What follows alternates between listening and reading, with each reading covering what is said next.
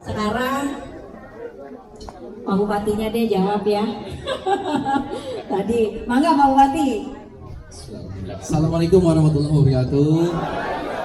Alhamdulillah. Terima kasih nih Ibu Yani, Pak Saifuddin, ada semuanya nih, ada Pak Heriani. Tadi Pak Heriani pikir Gensi tadi.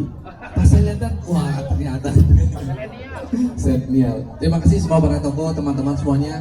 Tidak saya sebutkan satu persatu karena banyak tokohnya. Saya sangat mengapresiasi pertemuan ini, Ibu Yani, karena selama ini saya banyak fokus ke para petani dan para nelayan. Karena kalau saya lihat, memang jumlah petani sama nelayan itu banyak. Bahkan memang ada petani milenial pun ada. Secara umum, tapi secara umum itu memang di pertanian. Tapi bukan berarti anak muda ini mau milenial ataupun Gen Z tidak kami perhatikan, tidak kami pikirkan. Saya melihat selama ini semenjak saya mulai aktif di Indramayu, milenial dan Gen Z itu pasif. Kenapa mereka pasif? Berapa kali saya ajak ada pertemuan untuk ngobrol, mereka cenderung pasif. Ternyata saya lihat selama ini memang dibudayakan atau tertekan, betul dari kata Reza, tidak biasa speak up, tidak dikasih ruang untuk ngomong. Kalau ngomong dianggap si Raku ngerti apa, bocil, masih kecil, selalu begitu dianggap. Padahal bocil itu kan lama-lama numbuh. Pak Saifuddin dulu juga pernah jadi bocil, ya kan? Saya pernah jadi bocil, tapi kita grow, tumbuh semua. Nah, anak-anak, teman-teman, adik-adik itu kadang-kadang kalau punya ide ngomong suka di-cut, suka baik sirah. Akhirnya tidak terbiasa speak up. Ngobrolnya akhirnya sesama milenial, sesama Gen Z. Di situ sebenarnya banyak ide-ide bagus, banyak rencana-rencana bagus, tapi tidak bisa keluar karena cuma di halayaknya saja, cuma di geng-gengnya saja. Waktunya nanti. Saya ingin gali. Tapi prinsipnya sebelum kita bicara macam-macam adalah logika kita mesti tahu. Logikanya begini. Pemerintah ini dibentuk, Pemda ini dibentuk itu terdiri dari manusia-manusia Indramayu misalnya. Dibayarin oleh manusia Indramayu. Jadi orang Indramayu pada patungan menggaji orang-orang untuk melayani. Itu logika dulu tuh. Jadi siapapun itu, bupati, camat, anggota dewan atau siapa, itu adalah pelayan rakyat. Itu dulu basicnya. Karena kalau kita memandang jabat adalah ningrat, pejabat adalah atasan, nanti nggak nyambung ke depannya. Jadi setiap kita melihat pejabat, di kepala kita mesti tanamkan bahwa itu adalah orang yang saya gaji untuk melayani kita semua. Itu penting dulu. Anak Pak Guru, anak bupati, jangan begitu. Ada Pak Gowo, ada bupati. Itu pelayan kami. Kami saling menghormati. Itu. Karena saya melihat ini menjadi budaya itu. Begitu ketemu seolah-olah pejabat, langsung teman-teman itu langsung menundukkan harga dirinya, derajatnya, dan mengangkat derajat orang itu lebih tinggi. Ini logika yang kebalik. Kita harus punya ekualitas, kesamaan, kesetaraan. Kita setara. Bukan berarti kita melupakan adab sopan santun, kita tetap sopan santun. Kalau teman-teman mencium tangan saya karena saya lebih tua, maka kalau ketemu tukang cendol, tukang cilok yang lebih tua, cium tangannya. Kalau karena lebih tua. Tapi kalau melihat saya sebagai pejabat, itu salah. Kenapa kalau pejabat langsung dicium tangannya? Kenapa? Mencium tangan itu ada tanda penghormatan, iya kan? Dan tanda penghormatan itu di level yang kita menghormati. Jadi jangan sampai kita kalah set. Pertama, percaya diri. Teman-teman milenial ataupun Gen Z harus percaya diri dulu, percaya diri. Saya bisa lihat kadang-kadang teman-teman ini untuk bicara pun enggan. Orang nggak mau bicara bukan berarti nggak ada isinya loh. Saya tahu teman-teman di sini tuh isinya banyak kepalanya, banyak ide-ide, tapi nggak bisa keluar karena ada batasan. Tak apapun apa namanya, kalau bahasa gampangnya namanya mental block. Mentalnya itu di block, mesti dilepaskan. Lepasin, nggak apa-apa kita bicara, salah ya nggak apa-apa. Yang penting kita tidak punya niat untuk menyerang seseorang, untuk menzolimi. Kalau kita salah bicara, wajar. Bahasa kita pun kebolak-balik, itu wajar. Itu pertama. Terus yang kedua, kami Lukisae sudah mempersiapkan untuk anak-anak muda yang paling diutamakan saat ini yang saya lihat teman-teman ini pengen punya tempat berekspresi, mengekspresikan diri dulu, mengekspresikan. Untuk merangsangnya, saya pikir kita buat taman-taman ekspresi, Pak. Kita bikinkan satu tempat semacam kayak rumah kreatif, rumah aspirasi, rumah ekspresi untuk anak-anak muda. Di situ nanti pemerintah daerah hanya sebagai fasilitator saja. Kita bayarin listriknya, kita bayarin tempatnya, tapi yang memanage itu jangan Pemda. Kalau di-manage sama Pemda nanti kaku lagi. Anak muda nanti nggak bisa ngapa-ngapain karena kaku. Jadi biarin aja. Nanti teman-teman ini membuat kelompok aliansi anak motor, aliansi skateboard, aliansi game online atau apa. Nanti dirembukin bersama. Perintah itu mendampingi saja untuk bikin susunannya lah. Jadi nanti bisa digilir, tempat itu bisa dipakai buat hari ini yang perform dari kesenian, ada tempat skateboard. Jadi biar terbiasa mengekspresikan. Ada aturan-aturan yang nanti diberlakukan supaya tidak berlebihan gitu. Tetap harus, kita punya hak, tapi kita juga punya kewajiban. Kita punya hak, tidak boleh hak kita itu melanggar hak orang lain. Kita lakukan itu. Sama saya tadi bicara bahwa anak-anak muda pengennya loker kan gitu. Maka kalau mencari pekerjaan di Indramayu memang susah. Pekerjaan yang paling mungkin di Indramayu paling mungkin adalah menjadi nelayan atau menjadi petani. Itu. Sementara kita sama-sama melihat saat ini petani itu pada susah, Pak. Jadi begitu anak muda mau sekolah juga, aduh kalau saya mau kerja jadi petani sebenarnya saya nggak perlu sekolah tinggi-tinggi. Ngapain saya sekolah tinggi-tinggi kalau cuma jadi petani? Di benaknya seperti itu kan. Kalau saya jadi petani, nanti juga saya nggak bisa jadi orang kaya. Karena ujung-ujungnya bermasalah dengan pupuk, dengan air, harga gabah yang murah gitu. Akhirnya tidak punya motivasi. Nah, mari kita bikin, nanti di rumah ekspresi nanti itu ada beberapa kelas-kelas motivasi. Motivasi itu penting. Kalau kita tidak punya motif, buat apa kita bergerak? Jadi kita kayak zombie, jalan tapi nggak ada motifnya. Tapi kalau kita punya motivasi, kenapa kamu dari Semarang datang ke sini? Kenapa kamu dari sini sekolah di Purwokerto? Pasti ada motivasinya kan? Kita kan motivasi teman-teman. Kita motivasi bahwa kamu tuh pengennya apa? Apa planningmu ke depan? Saya sama Pak Saifuddin ini paling 40 tahun lagi juga udah gak ada kita, Pak. Ibu Yani juga 40 tahun masih hidup nggak kira-kira? Pada kelar kita nih. Yang umurnya sekarang 50 tahun, kalau ditambah 40 tahun lagi berarti udah 90. Saya jarang ketemu orang 90 tahun. Rata-rata kelar di umur 70 sampai 80 itu udah habis. Maka penggantinya siapa? Ya ini penggantinya. Mesti siap teman-teman ini. Saya lihat bahwa nanti kita akan memberikan motivasi. Orang itu punya macam-macam keahlian.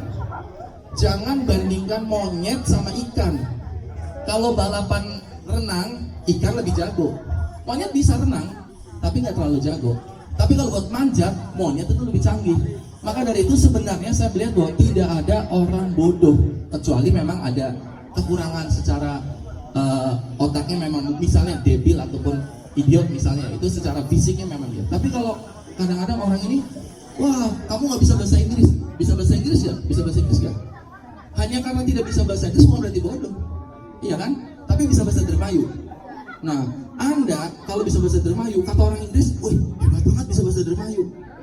Nah, makanya semua orang tuh punya kelebihan masing-masing. Nah, pemerintah nanti mencoba untuk menggali apa sih kelebihan-kelebihan masing-masing teman-teman ini.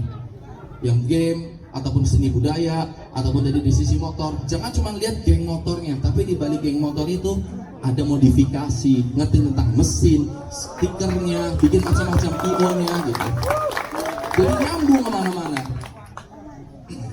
Saya mau sambung lagi sebelum nanti kita bicara tentang kenapa ke luar negeri. Saya pengen ketika anak-anak muda nanti itu punya wadah, punya tempat, percaya diri, dan ada pengakuan dari pemerintah, diakui kalau anak muda ini eksis, ada loh, ini anak-anak muda ini ada gitu loh. Kamu pada pengennya apa? Ada keterwakilan. Saya melihat banyak yang pada pengen cepat-cepat ke luar negeri, karena kesana itu punya peluang dapat uang. Di sini kan kecil, tapi banyak juga teman-teman yang ketipu kan, udah keluar banyak tapi nggak berangkat. Ada lagi yang berangkat secara ilegal. Salah nggak sih kalau kita keluar negeri? Kalau dilihat dari sisi salah atau tidak, nggak salah. Boleh kita kerja keluar negeri, cari uang. pertanyaannya setelah pulang nanti mau ngapain? Jangan sampai pas pulang akhirnya tidak punya skill, tidak punya keahlian, ujung-ujungnya uangnya habis. Iya, berangkat lagi. Sampai kita akhirnya di level yang udah terlalu tua, aku nggak bisa berangkat lagi kan. Maka dari itu, kalau misalnya ada teman-teman yang sudah terlanjur berangkat ke luar negeri, pemerintah menyiapkan pelatihan kewirausahaan. Purna Migran. Program Purna Migran itu penting. Jadi pas udah pulang, tahu ada divisi kita ada, tahu kira-kira uangnya mau dipakai buat apa? Untuk berusaha, wirausaha atau lain-lain. Atau yang simpelnya, saya sudah mendata kecil-kecilan, ternyata di Indramayu ini banyak sekali orang yang bisa bahasa Korea. Sadar nggak? Banyak orang yang bisa bahasa Korea loh. Yang mantan-mantan TKW, TKI dari Korea, Jepang, sama ada beberapa dari Arab, Taiwan. Tapi yang saya lihat tuh Korea tuh banyak. Saya ingin bikin satu desa percontohan. Nanti saya sama Pak Safidin rembukan kira-kira di desa mana. Seperti ini. Kita akan buat tempat kursus, kita support tempat kursus bahasa Korea. Nanti kita support desanya, kita bikin bersih, kita bikin teduh, kita tata yang bagus. Kalau perlu kita tanam, tahu nggak pohon apa tuh yang kayak pohon sakura, saya lupa namanya. Gabusa, busa apa gitu lah, gayaza apa gitu. Yang kalau musim panas, itu pohonnya daunnya hilang diganti bunga kuning semua atau apa? Tapi gue atau apa ya? Kita bikin itu. Iya kan sakura yang dari Jepang. Yang di sini kan ada tuh, saya lihat beberapa tuh. Jadi sepohon itu kuning semua atau sepohon pink semua. Kita tanamin itu, Pak. Dari apa dinas pertamanan kita tanamin, kita tata rapi airnya solokannya kita bersihin semua. Satu desa aja tuh, satu desa tuh. Kita curahkan. Bisa, nanti kita cari di situ. Saya akan menarik semua APBN Ibu. Desa apa ada tuh, desa internet lah, desa apa, program kementerian banyak. Kita kumpulin satu di desa itu, kursusnya diperbesar, lalu kita akan support teman-teman yang orang-orang mantan dari Korea yang punya modal. Kita akan support kerjasama, bikin kafe-kafe di situ. Jadi nanti ada kos-kosannya di situ. Kursus bahasa Korea, keluarnya makan di kafe pakai bahasa Korea. Jadi kita bikin kampung Korea di situ. Nanti akan saya promosikan besar-besaran. Jadi orang dari Jakarta, dari manapun datang ke kampung Korea di Indramayu. Saya sedikit mencontek, walaupun saya belum pernah datang. Pernah nggak dengar kampung Inggris di Jawa Timur? Pare ya. Jadi kursus di situ, nginep di situ, kafenya di situ, tukang beca di situ pakai bahasa Inggris. Kita buat ini pakai bahasa Korea nanti. Kita bikin 2 sampel, satu bahasa Korea, walaupun di situ nanti ada juga yang bahasa Mandarin karena banyak orang dari Taiwan atau bahasa Jepang. Kita integrasikan saja. Nanti saya promosikan besar-besaran, ini akan viral, orang akan datang semua di sini, dan nanti banyak yang akhirnya magang di situ, yang Purna Migran, terus termotivasi orang. Saya pengen cek ini satu, kira-kira bisa nggak kita bikin? Tapi kalau di kepala, hitungan saya itu bisa nih, Ibu Yani. Tidak terlalu sulit kan? Karena sumber daya manusia ini sudah ada. Kalau sekarang saya bicara, bisa nggak bikin kampung Wakanda? Tidak ada susah karena nggak ada orang bisa bahasa Wakanda di sini. Tapi kalau bahasa Korea, banyak orang Indramayu yang pada fasih berbahasa Korea. Kita bikin kampung Korea di situ. Insya Allah saya ada bayangan tuh sepertinya tidak terlalu sulit dan bisa cepat ini. Kita bisa cepat. Satu lagi buat teman-teman di sini, jangan anti sama politik dan juga jangan mau jadi kacungnya politik. Jangan pilih Lucky kalau didorong sama teman. Pilih Lucky ya. Kenapa? Wis lah. Supaya lu yang baik. Kenapa? Tidak punya motivasi. Benar, jadi milih Lucky itu kayak gak ada gunanya karena dia tidak punya. Pilih Lucky ataupun pilih kandidat lain harus tahu kenapa saya mau milih dia. Kenapa milih dia? Harus tahu gitu. Harus punya alasan. Jadi punya motivasi. Dan motivasi itulah nanti yang akan kita bawa terus ke depan. Dan ada controllingnya juga. Karena kalau misalnya teman-teman milih saya, milih Pak Safudin tanpa motivasi, nanti begitu saya kerjanya nggak bener, yang nggak ada controllingnya, karena kan nggak peduli, ya asal nyoblos. Kenapa nyoblos? Ya karena diajak sama saudara. Tapi kalau teman-teman milih kami karena ada sesuatu motivasinya, ketika motivasi itu tidak tercapai, ada fungsi controlling. Sekarang bisa mengkritik, nggak harus datang ke pokok. Orang bisa tumbang mentalnya kalau disikat di internet. Sadar nggak? Teman-teman ini Gen Z milenial ini memang mulutnya kadang-kadang tidak bisa tajam, tapi jarinya luar biasa gitu.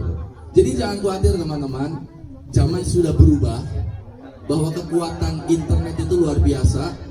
Gunakan itu untuk hal yang positif. Handphone yang dipegang sama teman ini namanya smartphone ya.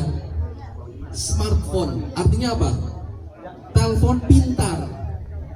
Jadi kita tuh bisa paling pintar. Sekarang kalau saya tanya, misalnya berapa sih luasnya negara Azerbaijan? Sebentar kasih waktu 15 detik Anda bisa tahu, ya kan? Gampang kan? Sekarang saya tanya, kalau di Indonesia itu sebenarnya ada berapa pulau? Sebentar aja buka langsung ada. Jadi udah nggak ada tempat buat orang bodoh. Selama dia punya handphone dan punya kuota, nggak ada tempat buat orang bodoh. Tapi kalau buat orang males, ada. Males nyari. Kalau saya tanya, ada berapa kecamatan di Indramayu? Berapa penduduknya?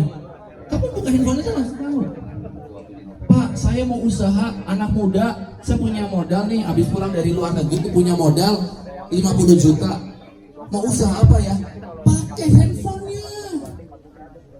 Usaha dengan modal kecil, peluang usaha banyak gitu. Mau cari motivasi, misalnya kayak satu kalau ngomong suka malu, Pak, suka gimana caranya ngomong, padahal banyak ide. Buka googling, cara berbicara di depan umum, tips supaya tidak minder, banyak sebenarnya. Jadi gunakan telepon pintar, ya. Telepon pintar Anda digunakan untuk membuat Anda lebih pintar. Insya Allah, saya optimis sekali. Sebelum kita ngomong yang panjang-panjang nanti kebanyakan ide-ide, saya ingin kejar target itu. Kampung Korea, kita lihat ya, setahun pertama lah kalau. Nah ini saya kasih tahu tentang anggaran. Jadi dari setelah insya Allah kalau saya dilantik di bulan Januari atau Februari, itu tidak bisa menggunakan anggaran sampai di bulan Juli kalau nggak salah. Karena anggaran itu masih anggaran yang lama, anggaran bupati yang lama. Nah di bulan Juli ke bulan Desember ada anggaran namanya anggaran perubahan, tidak optimal, hanya sedikit. Maka kita akan kenceng nanti Pak Saifudin, saya rasa di tahun 2026 dimulai dari Januari itu program kita tuh akan masuk semua. Destinasi wisata Kampung Korea kita integrasikan sama festival tahunan Indramayu. Pernah dengar yang di Banyuwangi nggak? Banyuwangi atau apa ya? Yang festival apa Jember ya? Ya Jember. Jadi parade gitu. Tapi kalau misalnya kita buat parade tari topeng, misalnya kita buat tari topeng, tapi di saat orang ini lagi pada susah, dipaksa untuk beli topeng satu set, itu yang ada orang pada marah, pada mukes, 400.000, iya. Jadi kalau misalnya mau bikin kayak gitu, kalau cuma mau ngejar penghargaan muri dan lain-lainnya, itu ujung-ujungnya siapa yang dapat penghargaan, yaitu yang dirugikan rakyat. Jadi kita siapin dulu fundamentalnya, perekonomian kita tuh benerin dulu tuh, petani-petani yang nelayan-nelayan kita benerin, punya uang dulu, kita bikin grup-grupnya. Penyelenggaranya itu jangan pemerintah, penyelenggaranya adalah teman-teman komunitas gitu loh. Kita bikin festival. Kalau saya lihat kalau di Unjungan itu, bukan Unjungan, Nadran kan suka parade ya. Nah kita bikin versinya lebih besar, tapi kita ngundang tamu-tamu dari luar. Ini loh Indramayu seni budaya. Kalau kita buat per tahun periodik, dianggarkan, diundang sambil ada pameran produk. Jadi jangan cuma acara satu. Jadi kita langsung tuh. Jadi Indramayu kan kalau ada Paris Fashion Show fashion show. Nah ini kita bikin bahwa 1 minggu ada parade festival Indramayu. Kita bisa undang duta besar, lihat berapa sih sebenarnya mangga itu ada berapa, bisa nggak diekspor. Saya pernah, Ibu Yani, saya datang ke kota Brasilia. Jadi ibu kotanya Brasil itu namanya kota Brasilia. Saya ngobrol sama duta besarnya. Pak duta besar, ini kenapa isinya pohon mangga? Jadi di Brasilia itu semua ditanamin pohon mangga. Dimanapun pohon mangga. Nanti pas lagi musim diambilin tuh sama truk itu dibungutin. Karena udah nggak ada yang makan mangga. Karena udah pada orangnya nggak terlalu padat, tapi pohonnya banyak. Lalu dibikin kalengan tuh, dibikin apa? Nah kalau saya lihat kan itu mirip sama Indramayu sebenarnya kan. Ini pohon mangga nih, di mana-mana mangga. Gitu. Tapi kalau tidak dikelola dengan baik, tidak dibantu oleh pemerintahnya, akhirnya mangga itu harganya jeblok sejeblok-jebloknya. Iya. Jadi kan saya lihat bahwa ini mangga harganya mahal kalau dimakan di Arab Saudi. Saya pernah di Milan, saya lihat ada tropical fruit, rambutan 4 biji harganya 250.000, 4 biji. Artinya kenapa Mangga Indramayu gak bisa nyampe sana? Pak, ngirimnya gimana? Begini deh, saya kemarin diundang sama warga itu di desa di Cikawung, diterisi di Cikawung, duduk disuguhinnya apa? Buah pir, anggur merah, sama satu lagi pisang Cavendish. Ini anggur ini jelas tidak mungkin ditanam di Indonesia, anggur merah itu. Antara dua, kalau nggak di Cina atau di Australia. Pir dari Cina. Logikanya kan begini, kalau anggur aja bisa nyampe ke Cikawung, kenapa Mangga Indramayu nggak bisa nyampe ke Australia? Iya kan? Itu logika. Saya nggak bilang Mangga Indramayu dijual di bulan, enggak. Gini aja, ini saya tanya, ini caranya gimana nih? Anggur ini bisa nyampe ke Cikawung. Diantar Pak pakai mobil dari mana? Dari pasar. Pasar dari mana? Dari Jakarta. Jakarta dari mana? Dari Tanjung Priok. Tanjung Priok pakai kapal. Ya udah, kapal pulang ya, suruh bawa mangga aja. Logikanya begitu kan? Tukeran aja. Tapi mangga kan cepet busuk. Emangnya anggur enggak? Emangnya anggur enggak? Kita tanya, kenapa anggur ini nggak busuk sampai 2 minggu? Ada teknologinya. Dan kalau kita googling ada cara supaya mangga itu tidak cepat masak, bisa sampai 1 bulan. Ini sebenarnya kita tinggal lihat kesungguhan pemerintah daerahnya mau nggak urusan ke situ. Jadi insya Allah mudah-mudahan Bapak Ibu, teman-teman semuanya, sukses ini kata penutupnya yang saya suka nih. Kalau kita pengen sukses di bidang apapun, itu harus ada 2 titik temu. Pertemuan antara kemampuan sama kesempatan, baru bisa sukses. Saya contohkan, saya adalah ahli masak yang luar biasa. Saya kalau masak enak, tapi tidak pernah ketemu sama yang namanya kesempatan, ya nggak bakalan sukses, cuma ahli doang. Ada lagi orang yang punya kesempatan banyak. Saya ini kenalannya anggota dewan, saya kenalannya di bupati, saya ngobrol sama menteri, saya kadang-kadang nongkrong bareng sama presiden. Tapi dia tidak punya kemampuan apa-apa, ya nggak bisa apa-apa, cuma kenal doang. Itu baru kesempatan kan. Tapi ketika seorang yang punya kemampuan ketemu sama kesempatan, insya Allah sukses. Nah, teman-teman di sini milenial, Gen Z, gimana Pak cari kemampuannya? Kesempatannya. Kalau kemampuan, caranya latih diri Anda. Anda gamers, latih diri Anda sehebat mungkin masalah game. Anda misalnya tertarik sama bidang menganalisa seni budaya, cari tahu, asah kemampuan Anda tentang itu. Kesempatannya gimana? Gunakan internet Anda untuk mencari kesempatan. Gunakan ruang-ruang publik seperti Instagram, akun-akun medsos, itu menjadi pamerannya Anda sendiri. Jangan cuma selfie terus, mukanya emang konon-konon baik sih gitu loh. Ya kan? Nggak akan berubah-berubah. Saya lihat karena medsosnya teman-teman di Indramayu ini, foto mukanya tuh berkali-kali sampai sebenarnya nggak berubah sih. Itu aja. Ya pakai filter juga, kalau ketemu aslinya juga hancur kan gitu loh. Mendingan dipakai untuk mempublish apa yang dia punya, kesempatannya. Saya bisa bikin, kemarin saya dikasih souvenir becak-becakan. Dia bikin becak-becakan dari bambu. Ini lumayan unik loh ini, lumayan unik.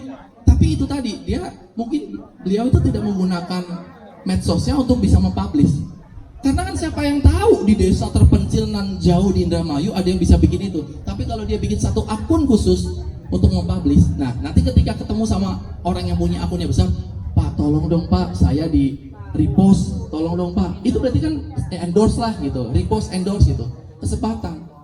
Ada yang kemarin bikin salad enak banget gitu, bikin salad enak banget. Tapi kalau dia tidak menggunakan, saya tanya, ada Instagram nggak? Ada sih Pak, saya lihat Instagram yang campur-campur. Hari ini masak salad, tapi besoknya foto dia sama anaknya besok. Jadi kayak akunnya tuh akun personal gitu, nggak profesional. Jadi saya juga kalau mempromot juga rada-rada canggung kan.